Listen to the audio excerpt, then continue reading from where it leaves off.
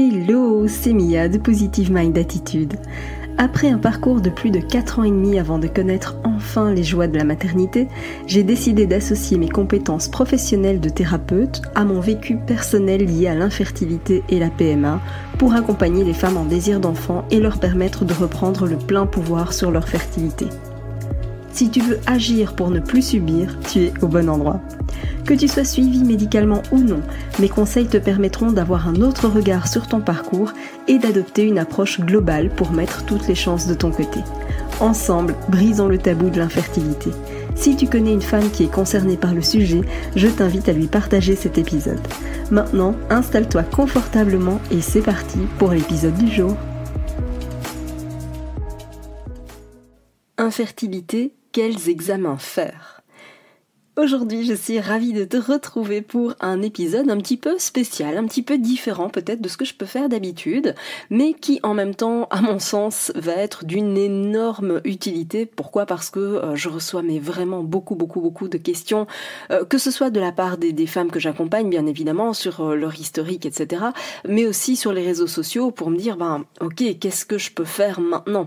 Parce que je sais à quel point tout ça peut sembler un petit peu opaque, et c'est-à-dire que effectivement on a fait, quand on est en tout cas confronté à l'infertilité, qu'on commence un suivi médical, on va faire différents examens, on va faire des prises de sang qui vont mesurer certains dosages hormonaux, on va faire souvent une hystérosalpingographie, on va faire des échographies, on va faire tout ça évidemment, mais arrivé une fois à un certain stade, quand on n'arrive pas à obtenir plus d'informations, eh bien ça vaut quand même le coup de se pencher sur sur vraiment qu'est-ce qu'on peut encore faire de plus d'un point de vue examen, d'accord ? Et c'est la raison pour laquelle j'avais envie de faire un épisode aujourd'hui, parce que je sais que tout ça est assez confus, c'est assez flou, et donc j'avais envie de clarifier et de montrer quelles étaient les pistes médicales à aller explorer. Je parle ici évidemment dans des situations où soit il y a eu des arrêts de grossesse à répétition, soit on a fait des transferts, d'accord ? On a fait des transferts d'embryons qui semblaient en tout cas être de bonne qualité, que ce soit des embryons frais ou des embryons congelés. Mais voilà, malgré ce transfert d'embryons d'a priori bonne qualité, eh bien ça ne prend pas. Et donc généralement, eh bien il y a des possibilités qui s'offrent et qu'on peut encore aller creuser. Et donc j'avais envie de faire le bilan.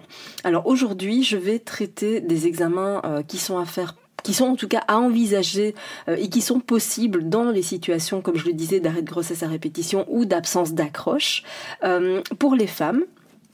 Et l'épisode de la semaine prochaine sera consacré aux examens qu'on peut faire aussi, mais du côté masculin. Parce que je rappelle que, évidemment, moi je m'adresse essentiellement aux femmes, parce que même quand l'infertilité, a une origine plutôt masculine, évidemment c'est madame qui va se taper tous les traitements, la ponction et les suivis, etc., évidemment, d'où le fait que je m'adresse principalement aux femmes. Mais bien évidemment, un enfant se fait avec 2 cellules, et donc c'est hyper important de se dire ok, on va travailler autant du côté féminin que masculin, d'accord ? C'est d'ailleurs un point que je mets vraiment en avant dans les programmes d'accompagnement, c'est que les conseils que je donne vont évidemment être tout à fait possibles et applicables finalement aux 2 personnes du couple, d'accord ? Donc ça c'est vraiment important de le savoir. Donc, du côté des femmes, qu'est-ce qu'on peut faire ? Eh bien, on peut commencer par faire ce qu'on appelle un karyotype. Alors, le karyotype, c'est une prise de sang. Et ça correspond, donc le karyotype va correspondre finalement à l'ensemble complet des chromosomes qu'on va avoir chez quelqu'un. D'accord ? De manière générale, le karyotype, on va dire normal, est composé de 23 paires de chromosomes. D'accord ? Mais parfois, il peut y avoir des anomalies. Et donc, l'objectif de ce karyotype, eh bien, c'est ça. C'est de détecter une éventuelle anomalie au niveau finalement des paires de chromosomes, parce que ça peut évidemment avoir comme conséquence des échecs d'implantation ou des arrêts de grossesse. Et donc c'est intéressant quand même d'aller les étudier quand on est confronté à ce type de situation. D'accord ? Donc voilà. Tu as peut-être aussi déjà entendu évidemment parler du Matrice Lab. Alors Matrice Lab, c'est quoi ? C'est une biopsie de l'endomètre, d'accord ? Généralement, on la fait approximativement 1 semaine post-ovulation.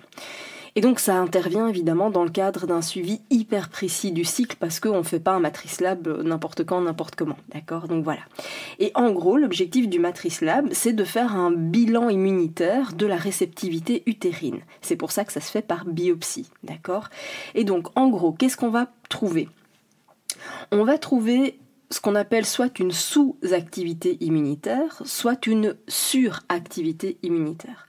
Donc ça veut dire que, en gros, le système immunitaire, pour qu'il y ait implantation, doit être dans ce qu'on appelle une zone de tolérance, d'accord? S'il n'y en a pas assez, eh bien c'est compliqué.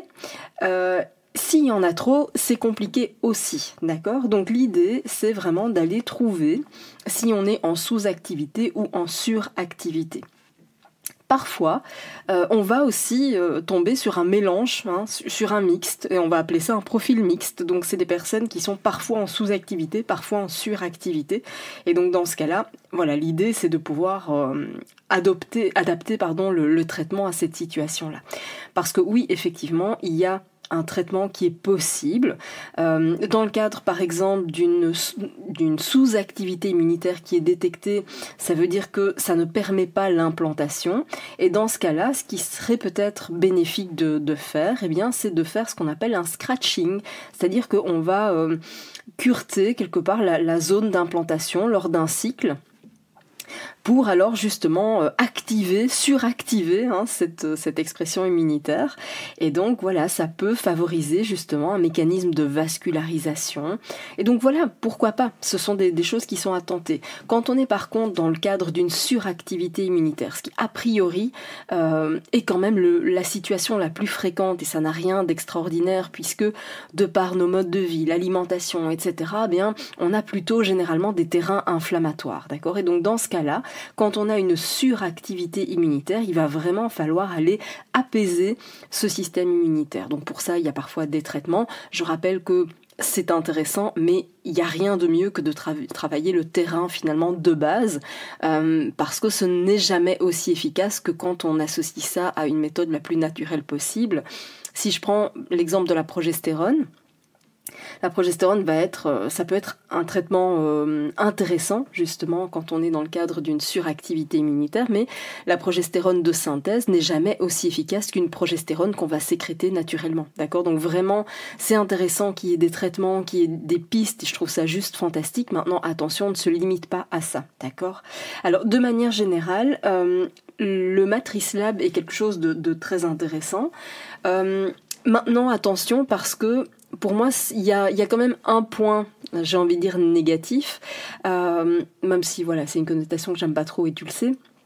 Ce que je trouve génial, c'est que ça ouvre une piste, en tout cas très intéressante à explorer, pour aller voir si effectivement il n'y a pas un côté inflammatoire, d'accord? Si on a un terrain inflammatoire, c'est compliqué. Et donc ça vaut la peine, ça se rééquilibre, et ça se rééquilibre même très très bien, donc ça c'est la bonne nouvelle. Et je trouve que le Matrice Lab, voilà, permet quand même d'avoir quelque chose d'intéressant.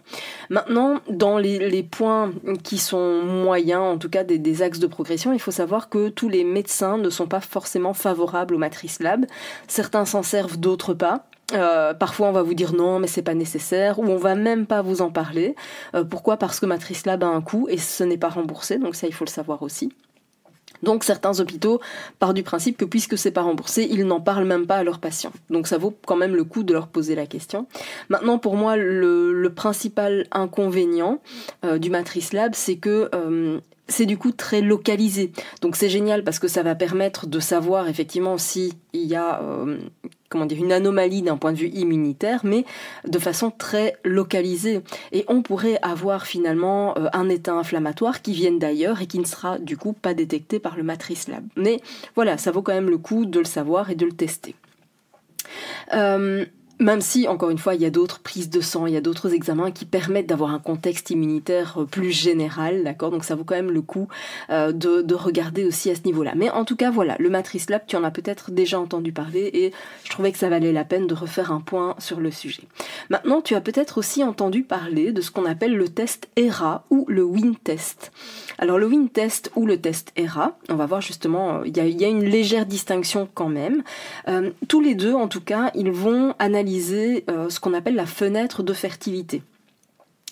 Ça veut dire quoi? Ça veut dire que en analysant cette fenêtre de fertilité, ça va permettre de choisir le meilleur moment pour le transfert. Parce que parfois, effectivement, le transfert est fait sur base d'un calcul de date, mais parfois, finalement, au niveau biologique, ça correspond pas forcément.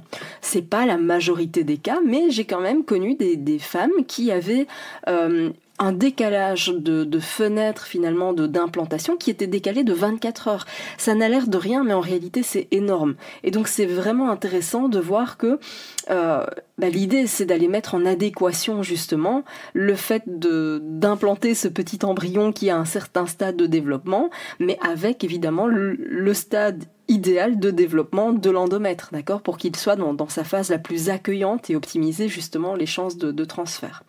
Donc voilà, ça c'est intéressant et c'est vraiment le point commun entre ces deux tests. Donc le test ERA ou le WIN test.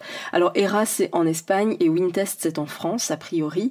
Je dis a priori parce qu'évidemment les choses peuvent évoluer très vite et donc voilà, selon la période à laquelle tu écouteras le podcast, peut-être que les choses auront évolué. Mais ce qu'il faut savoir c'est quand même que le test ERA analyse 4 fois plus de gènes que le WIN test. Donc pour l'instant c'est vrai que le test ERA est bien plus performant. Maintenant à voir évidemment à l'avenir ce que ça va donner.